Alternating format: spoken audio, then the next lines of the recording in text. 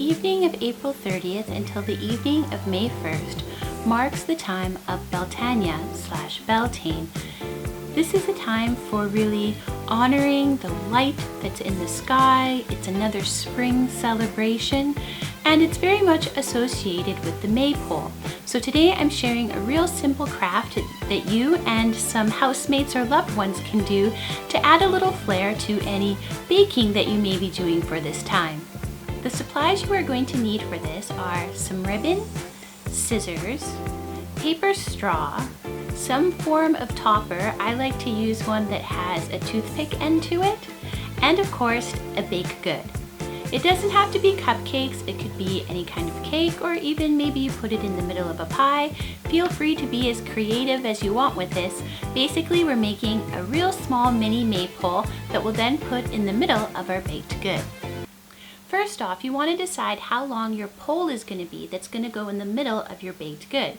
So you may want to sort of line it up and then decide where the best part is to take your scissors and then cut it to make the middle, to make your little maypole. You then want to take any kind of ribbon or, string-like fabric or anything that you have that you can use, or I picked up some just from a local craft store, and you want to decide how long you want it to trail.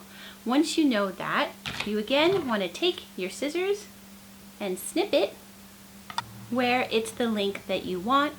You can also use a ruler if you want to really perfectly measure things out to make sure that every strand is the same, and then cut them all to the length that suits the maypole that you're making. Once you have all the ribbons that you want to use for your maypole, you're going to want to hold them at the top. See if I can get in a little bit so you can see, and then twist them really tight together, just a little bit at the top so that they're, interlaced and connected, and also so you're making the top nice and thin by twisting it together. Once you have them nice and twisted at the top, you're then going to want to insert them into the top of the straw. Then once you have your ribbons in your pole, you want to take whatever you're going to use as a topper. I found these cute little birthday hat type tops at a craft store, and I like that they have a toothpick ending, because with a toothpick end it's really easy just to then stick it in the top of the straw, and this helps keep your ribbons in place without ever having to use any glue. But again, be creative and find the topper that you'd most like to use. And then once you're pleased with how it looks, all you have to do is place it inside your baked good. So again, feel free to be creative with this little craft, and it's a really wonderful way to bring the maypole tradition into your household without actually having a giant maypole that you can put up outside, and it kind of looks cute and pretty too on your table.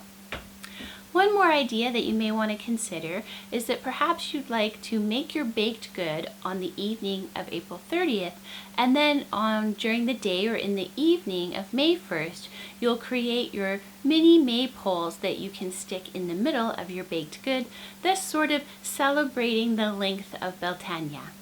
If you like this video, please give it a thumbs up, subscribe down below, and hit the bell so you always know when there's a new video. Thanks so much for spending time with Gently Being.